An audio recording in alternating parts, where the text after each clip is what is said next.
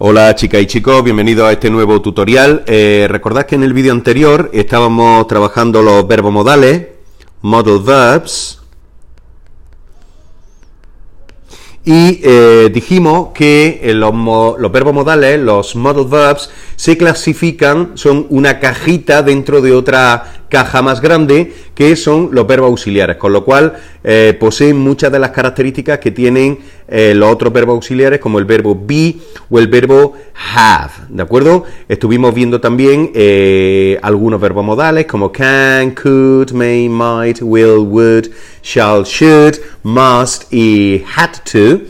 Y en este caso vamos a ver cuál es la forma afirmativa, negativa e interrogativa de un verbo modal. Para empezar, nosotros vamos a representar, vamos a simplificar y vamos a pensar, vamos a representar el verbo modal con una M, ¿de acuerdo? Con lo cual, ¿cómo sería la forma afirmativa de un verbo modal? Pues tendríamos el sujeto, ¿vale?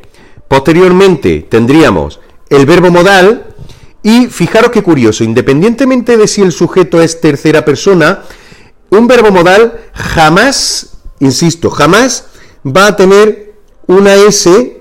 Recordad que nosotros la tercera persona la representábamos así, por ejemplo en go, goes, play, plays, pero un verbo modal jamás va a acabar en S. Y un verbo modal jamás va a tener, va a ir seguido de un verbo to, independientemente de, como voy a contar ahora, de que vaya seguido de un verbo en infinitivo, con lo cual no vamos a tener jamás cosas como can to o must to o nada por el estilo. Bien, un ejemplo, yo puedo escribir en forma afirmativa una oración de este tipo: She can play piano. En este caso estamos hablando en presente simple, en tiempo presente simple. Fijaros que aquí no hay ninguna S porque el sujeto sea she, es decir, esta S jamás va a existir, ¿de acuerdo? Bien, esta sería la forma afirmativa. ¿Cuál sería la forma negativa? Pues muy fácil, como en el resto de verbos que hemos visto auxiliares. Lo mismo que se hace con el verbo be y con el verbo have got, se va a hacer aquí. Es decir, vamos a tener nuestro sujeto, vamos a tener nuestro verbo, vamos a tener nuestro verbo modal, que hemos dicho que vamos a representar con una M, y posteriormente nosotros lo que vamos a hacer es añadir el adverbio de negación not. Posteriormente, si queremos, nosotros podemos contraer esto, ya sabemos cómo se hace, acabando en nt, independientemente del modal que sea. Y posteriormente también seguiremos con el verbo en infinitivo. Ni que decir tiene que cada una de estas oraciones, pues por supuesto puede tener complementos por aquí, ¿de acuerdo? Que eso ya dependerá del contexto, de lo que nosotros queramos decir o de lo que nosotros queramos escribir o de lo que nos encontremos también, por supuesto, en un texto. Un ejemplo, vamos a coger la oración de arriba y la vamos a hacer negativa. Tendríamos she can not. Fijaros que en el caso de can, el único caso en el que existe, en el que se va a dar esto, can y not van a ir juntos, ¿de acuerdo?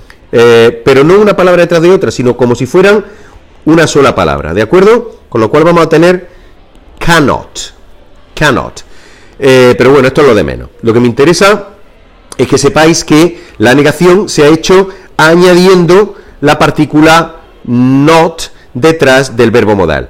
Posteriormente tendríamos, por supuesto, el verbo en infinitivo. En este caso, por seguir el mismo ejemplo, sería play, y un complemento que sería piano. En sí, piano también es un complemento, ¿de acuerdo? Podríamos tener otros complementos. En este caso, este sería el objeto directo, el complemento de ese verbo, ¿de acuerdo? Pero podemos tener también complementos de tiempo y de otras características de otra índole. Bien, pues esta sería la oración negativa. Hemos visto la afirmativa, hemos visto la negativa y ahora nos queda la interrogativa. ¿Cómo se hace una oración interrogativa en inglés? pues vamos a partir de la afirmativa para que lo que veamos detenidamente. Vamos a tener el sujeto, vamos a tener el verbo modal, posteriormente vamos a tener el verbo en infinitivo y, por supuesto, los complementos. ¿De acuerdo? ¿Cómo vamos a hacer la interrogación? Pues lo único que tenemos que hacer es coger el verbo y ponerlo delante del sujeto. ¿De acuerdo? Es decir, con lo cual esta M ya quedaría, el verbo modal, quedaría aquí. ¿De acuerdo? Un ejemplo que vamos a ver abajo con el mismo ejemplo que tenemos arriba.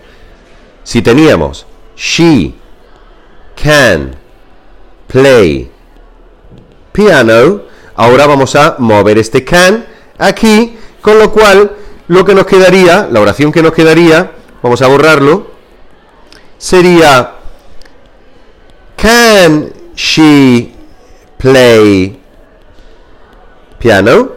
Con esto ya tendríamos una pregunta, pero la pregunta que tendríamos sería una pregunta de sí o no. Si nosotros quisiéramos hacer una pregunta de WH, lo único que tendríamos que hacer es poner la partícula de WH aquí, ¿vale? Y en este caso, vamos a borrar esto, en este caso podríamos, por ejemplo, preguntar dónde toca ella el piano, con lo cual la pregunta quedaría algo así como, a ver, vamos a ponerle un poquito más fino esto. Where can she play piano? ¿Dónde puede tocar ella el piano? Bien, hemos hecho el ejemplo con el verbo can. El resto de verbos modales funcionaría exactamente igual que lo hace el verbo can. ¿De acuerdo? Bien, una vez dicho esto, y que nos sirva de ejemplo para el resto de verbos, vamos a pasar en el siguiente vídeo a ver cómo podemos clasificar los verbos modales que tenemos que estudiar para este nivel desde el punto de vista del significado y desde el punto de vista también de la forma, puesto que lo podemos estudiar de dos formas diferentes, pero esto lo vamos a ver en el siguiente vídeo. Así que nos vemos más adelante.